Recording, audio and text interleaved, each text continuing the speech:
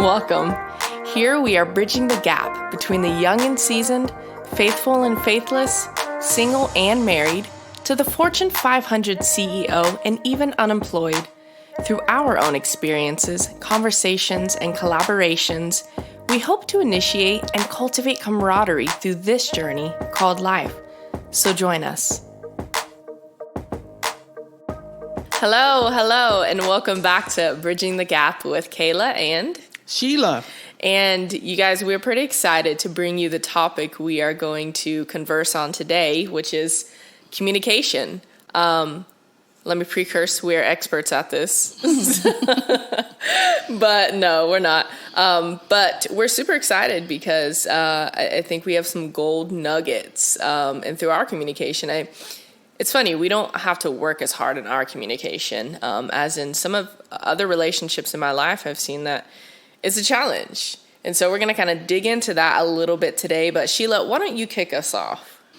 Well, what you just said about our communication, it's really rare, and it's a wonderful thing to have somebody that gets you, and they get your little nuances and your little ways you say things, and you can just flow with it. But let's face it, in life, in everyday life, it's not always that easy. So having some communication skills is a real important thing to have. Yeah, most definitely. And I guess it's so funny, like, we were talking before this, and you mentioned that I was a great listener. And I've heard that before, but you know what? Like, I don't see myself that way. It's so funny because I've had so many people tell me, you really listen, like, you're a great listener. And for me, I feel like I've got 20,000 things going on in my head.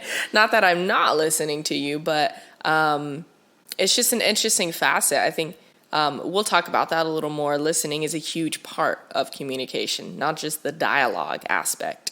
But I know you're probably a little more well-versed in this than me. Mine's just been a lot of wrongdoings in communication. And I think it goes back to a lot of the personality types, honestly, and how we communicate. I really, for me, I don't know, I know you probably have a lot we'll talk about today, but the first thing I think of when I think of communication is that there are different types of communication. So like verbal, nonverbal, written, even visualization communication. Yes. Can you talk about that a little more? Well, the verbal, this would be like our face-to-face, being on the radio. What we're doing here now is verbal. The nonverbal would be watching the person, watching what I'm saying is it congruent with how my body's moving? Am I open? Am I making eye contact? Sometimes somebody will be saying something positive and inadvertently they're shaking their head no. It's like, whoa, that's not congruent. So you wanna be able to stay in the moment. Mindfulness is something we'll talk about later, so that your verbal and nonverbal does correspond together. Also with the written, and this day and time, this will be a lot more with your generation because we do have the social media, also, there's emails, books, writing books. There's all sorts of ways that you can write and communicate with writing. Visual would be, of course, charts, graphs, maps, that sort of thing that you would use to help the little pictures that we have too. Those on the social media. This just helps to get your point across. Yeah, and so. I keep thinking I can't help but keep thinking of communication as it relates to your personality. We can talk about the nuances of communication all day long, just the specific types, how communication is different from human beings to animals. And that's interesting. But on an average day, I'm not going to be talking to an animal. How? Me either. I know people are going to be laughing at this. They're like, I talk to my animal all the time. I know my mom did too. This is a little strange. It's their children. I understand that. Okay, see, this is why we're bridging the gap here, you guys. No, but it's It's good. And to me, personalities just really intrigue me, and communication for me is, I don't know how I emote communication as much as I know how I read others' communication. For me, I'm big on reading somebody's body language, Yes. just kind of walking in and observing where I'm at, like not so much what they say, but how they're saying it. What they're doing while they're saying it. That's for me. That's how I observe someone so much more in communication. But okay, so this is going to be fun. Let's take our personalities, for example. How would you describe yourself? Oh, wow. Could we not have scripted this one? I am outgoing. How about you describe me? I love to hear it when you describe me. She's an angel of God. She's an angel. No, I'll pick up from here. Okay. I love to communicate. I would have to admit, though, I tend to talk too much. And I realize that. But it sure is hard to stop and not interrupt. We were talking about you being a good listener. You don't interrupt. And I do. And I've already done it before I realize it. And it's like, I'm not supposed to do that, not supposed to do that. And I'm working on it. But I get excited and I have something I want to say. But I think I know a little bit about a lot of things, and so I've always got something to say. I tend to be quick-witted, a little sarcastic, and I'm hoping that I come across on here more as just a fun-loving person than a smart aleck, because sometimes I can intimidate people for some reason I don't fully understand. But I guess that's what I would say with my communication style. I love to talk. I love to communicate. I love to watch people. I'm a people watcher. Like you said, with the body language, I love to watch that and see if somebody's really, and you're either really good or you're a really good faker, because you come across as a really good listener, and you can fake it till you make it.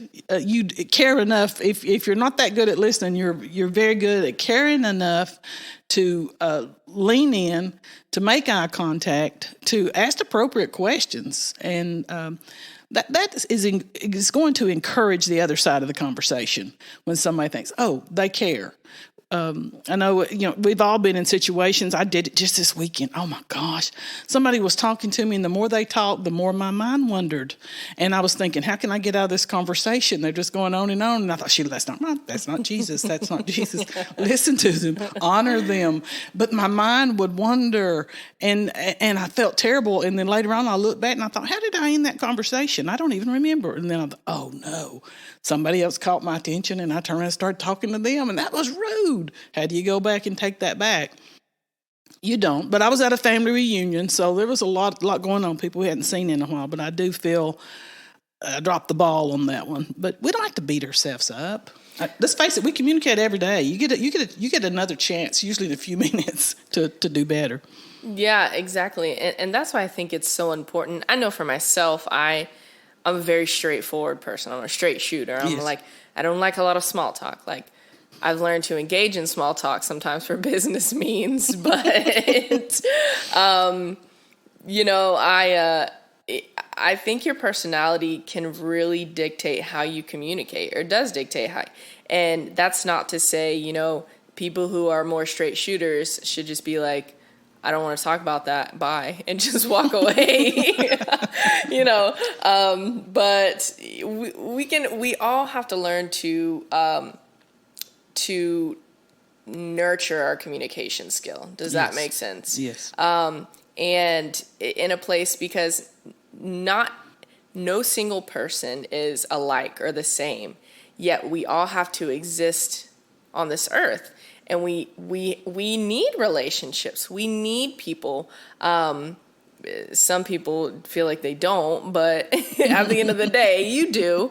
And so, therefore, learning how to communicate. Do you think somebody can learn how to more effectively communicate? Oh, yes. You were talking about being alone. You're going to get more done with a team. And a team, the definition of a team is a group of people with a common goal. So if you've got a team and you don't have communication, you're running helter-skelter. And yes, I think it's definitely something that everyone should work on to improve, because it's so vitally important in our day-to-day life, our relationships, our spouses or significant others, our children. And one of the most important, I believe, is the art of listening, and like we were talking about earlier, and being mindful of what the person is actually saying. How do they look when they say it? I know your generation is probably more aware of the emotional intelligence, because that's a thing, and there's a lot of books on it, and it's very interesting. And that's being able to identify emotions that other people are going through, as well as emotions that you're going through. Well, if you're able to do that, wow. First of all, you got to care enough to see what the emotions are. But you can see in somebody's face when there's some pain, when there's some fear, when there's excitement. But you have to be mindful to even notice that, to look at that person, and then also to be aware of yours, because before you ever speak a word, there's a lot going on in your head, and that's why that silence in that and being mindful, everything else stops right now. I'm paying attention to Kayla, and I'm paying attention to what I'm doing right now, because this is the most important thing right now. And I do believe, to answer your question, that it can be cultivated and we can grow from it really daily if we want to. If that's what we truly want to do, we can change ourselves and be better with our communication. Caring what the other person has to say is a very big part of that. Yeah, I think the art of listening is so underrated, honestly. For me, I hate to feel like I'm in a conversation with somebody who is just sitting there waiting for a rebuttal, or waiting to say what they need to say. And at the end of the day, they didn't even hear what I was saying. I don't think anybody likes to be put in that position, but at the end of the day, I didn't just wake up and was born a great listener. I don't really know how that was cultivated in me. I'm sitting here thinking, like, really? Because all those years in school, probably you had to listen. Oh, yeah. Well, or all the years my mom was saying, "You never listen," or something like that. No, but it's yeah. I think I guess it grew with the desire to truly want to understand an individual more. And I wasn't going to do that always talking, always having to get my point across, or because honestly, myself, as a personality-wise, I'm a very analytical person, very logistical, and I can easily over-communicate. I personally would rather over-communicate than under-communicate. And I know a lot of people, okay, let's talk about this. Communication scares people. What is it about communication, or maybe it is confrontation, and through communication that scares people, because neither of them are bad things. It's how you go about them. So why do you think so many people kind of steer away from communicating rather than just letting some things boil over or build up? Or how does communication become this negative connotation? I think a lot of times it has to do with poor self-esteem, or fear of an argument, or not. If they're intimidated by the other person, it's like, I don't know that I can communicate at the level you can, and you're so polished. And if I start talking, because I've been through that myself, being who I am, and that comes there again. That comes with the mind and how you think, what you think about yourself, and realizing how important communication is. And sometimes you just have to face your giants. If there's a fear there, a lot of times, the answer is just on the other side of the fear. Just step into it. Like you said, fall forward or fail forward. That's what you said. Fail forward. If you mess up, Sheila, just fail forward. Amen. So I think that's it. There are people that don't articulate themselves as well can feel very inferior around someone else that uses, in their mind, big words, or concepts that they don't quite get. And it's like, I'll just stay quiet. But I found out if you can kind of break through those walls of some of these people, they've really got some insight. And I love to watch people, I see it going on. I see it going on in your head. You're thinking, what are you thinking? And then they're like a deer in the headlights. Oh, how did you know I was thinking something? And I know they want to speak, but there's just a fear there. And sometimes we have to kind of nurture that to get it out. Ask some questions, open-ended questions. Not something that can be answered yes or no. Tell me about yourself. To get somebody started, kind of like greasing the wheel to get them started, because communication is so important.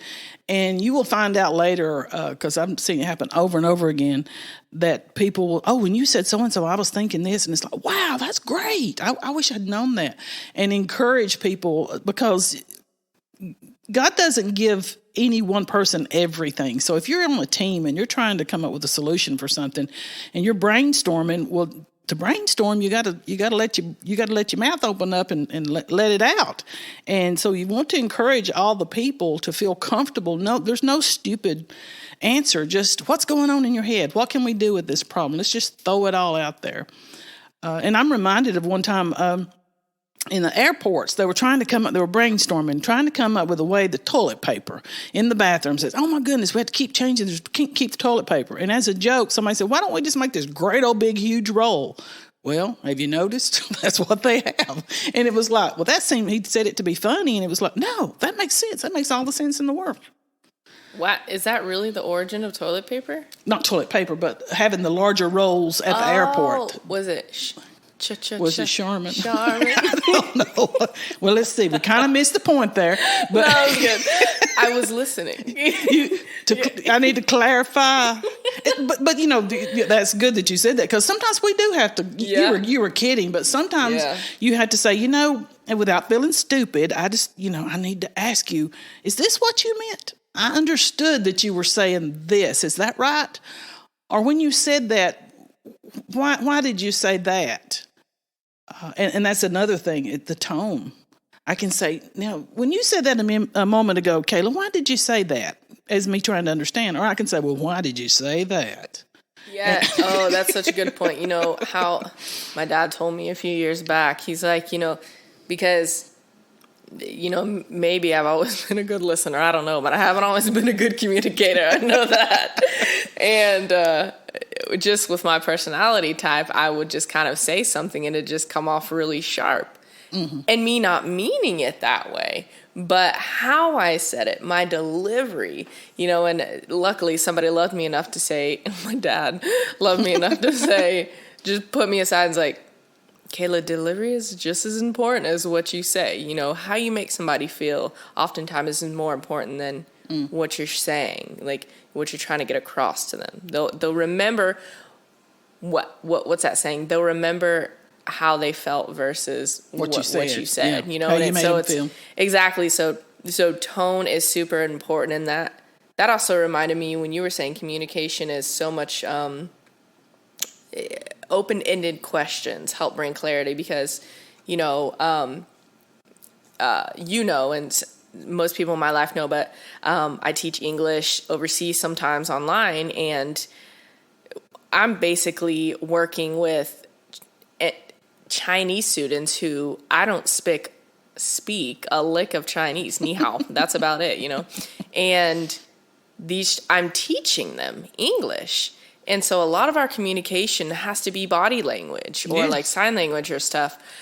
But also in a lot of the curriculum that I teach from, there's no yes or no questions. None of that built in.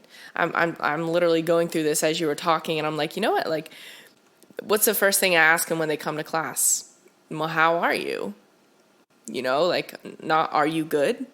Well, how are you? So they're forced to kind of express themselves, speak, use that language, the English words, or how old are you? What did you do today? Different things like that. Open-ended questions help clarify so many things. Yeah. Yes. So we talked about being a good listener, and I was going over some of the effective communication items listed that I had here. The good listener, clarity, confidence, and we just kind of hit on that just a little bit, having confidence in having a conversation. And a lot of these, I think, that are to be used, and examples that are given a lot is when you're in a interview. Because let's face it, what can be more nerve-wracking than being in an interview where you're being judged over everything that you're saying? But that confidence, people will tend to listen to you more if you're confident. If you don't ramble. I tend to ramble sometimes, and I'll see people are kind of backing off. It's like, end it, Sheila, you're rambling. But having that confidence in what you have to say. Aware of the social cue. You wonder when I was going to pick up on it. It's worse when some people aren't. I've been in conversation. I'm just going to be guilty right now. This is confessional time. Actually, I've done this multiple times. My friends will know. They'll laugh. It's sad because some people don't pick up on social cues. I think that's just as important as what you're saying sometimes. Because some people just love to talk. Some people love to hear themselves. And there's no meat coming from their mouth, at least that's my personal opinion. Sometimes in some conversations I've been in, and they're not getting my social cue of maybe turning the shoulders slightly, have the eyes darting or looking at the phone. Those are all social cues, and some people don't get them. And I've been guilty of just completely turning my head and just walking away. Some people just love to hear themselves. Confidence, though, have you ever heard of the saying, ignorance on fire? Yes. Okay, so I have a friend who literally, she could know nothing about carpentry. Yet the way she emotes it and talks about it, this piece of wood is so smooth. It's just, she's so passionate about it. She could sell ice to an Eskimo. That is ignorance on fire. That's an aspect of communication. And ignorance is not a bad thing. Ignorance is, we're all ignorant because until we know, we don't know. So you don't know what you don't know, yeah. Ignorance on fire is a good thing. That's a good saying. So what were some of the other things? Respect. Of course, you alluded to that fact when you walked away from the person that was talking. But sometimes your patience. Yikes. Sorry. I'm just kidding with you. But sometimes your patience. Recently, I was with an acquaintance, and this person, I thought, okay, if she will, because there was a few of us standing around talking, there were a few of us standing around and she was talking, and I thought, if she'll take a breath, I'll get a word in there and change the subject. The lady didn't. She would talk and start talking before she got her breath out. She did not give me a minute. I all but had to jump up and down and cause a scene to say something to change the subject. But it wore us out. It was exhausting to be around somebody that just can't quit talking. I said, "Oh, Phil's my husband. I've done that. I know I've done that. I've talked. Hyperverbal, pressured speech. That's when you just have this, and hey, it's used, you see it a lot in mental illnesses where people have this desire, they just are pressured in talking. And I think neurotransmitters are firing. And that might have been what was going on with her. I don't know. I didn't go into my psychology mode. I was more in the mode of, this is supposed to be relaxing. Let's enjoy ourselves. But treating one another with respect, that's what you don't see when you look at the news. You don't see a lot of respect. You don't see a lot of honor. You don't see a lot of open-ended questions so much as they want yes or no so they can get theirs in real quick to prove you wrong. And it's like, The other one that I had was open-mindedness. In the conversation, we really need to be open-minded because none of us know everything. All of us have experiences. And just be willing to hear what the other person says. I'd like to encourage everybody today, whether it's with your spouse, whomever it might be, take a minute to just listen. Let that be your goal. Don't think about what am I going to say. A lot of times, I know where they're going. I know what my answer is going to be. I'll just interrupt them and give them the answer, or I'll finish their sentence for them. And that's not respectful. And I've got to work on that myself because I always notice it, the open-mindedness. I went from respect to open-mindedness, which all of these kind of tie in. But open-minded as to what they have to say. And it will work your patience.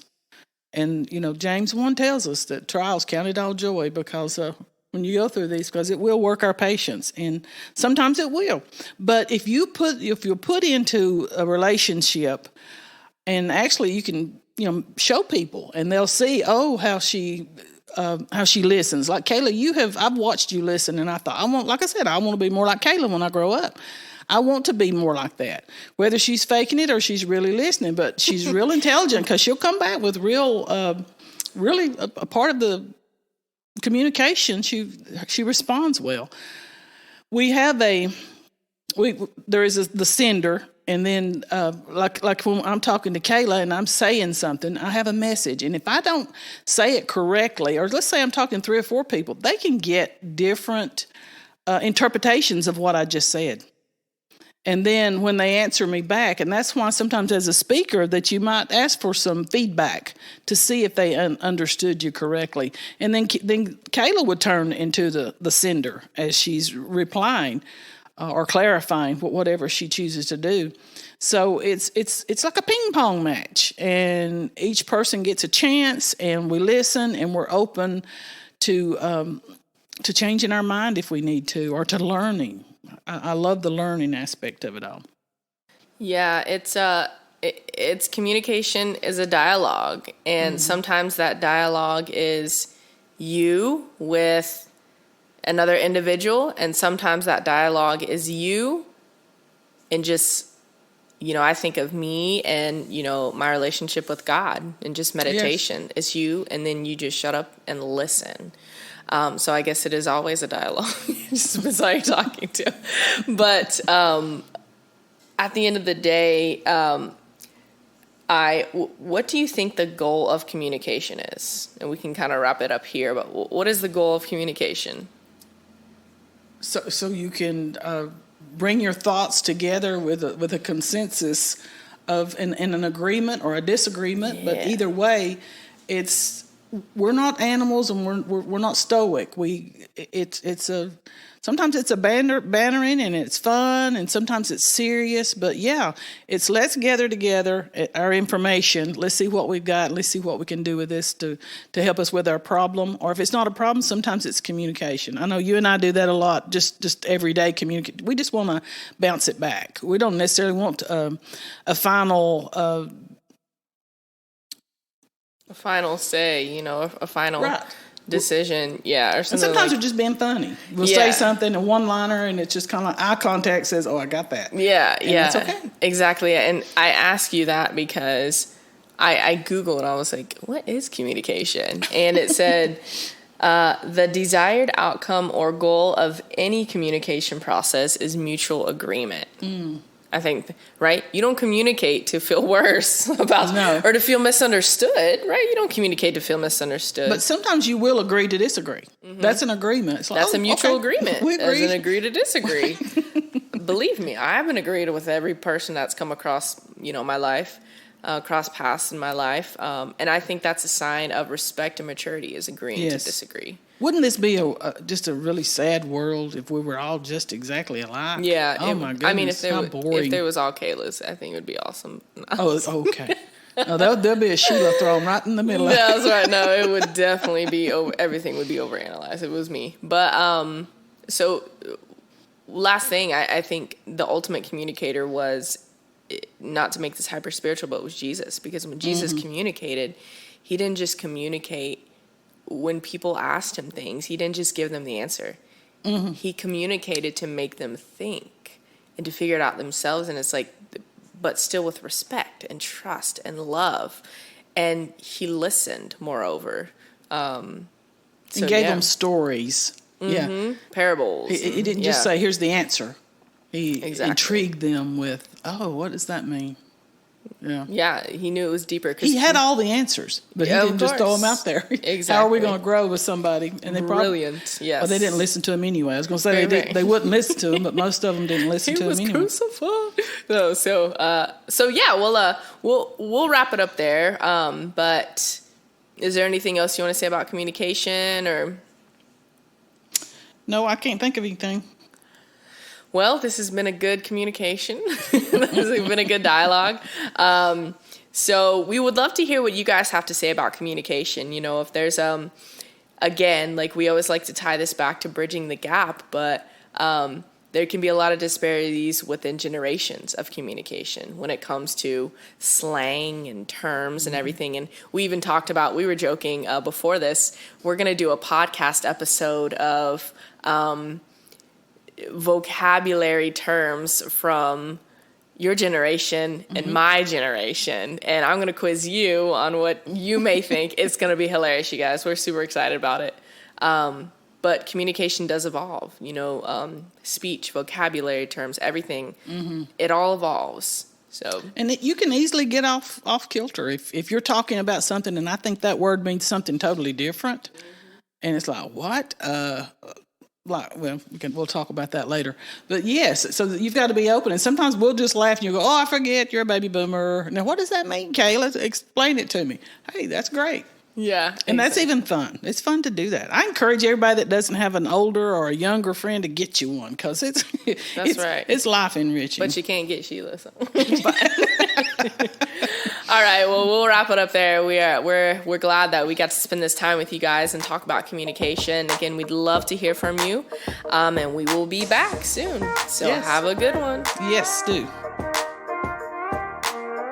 This is a personal podcast. If you enjoyed our talk today, we would love to hear from you and pray you share this with someone who can benefit the most. Any views or opinions represented are individual and belong solely to the participants. The content presented is not to diagnose, cure, or heal any illnesses.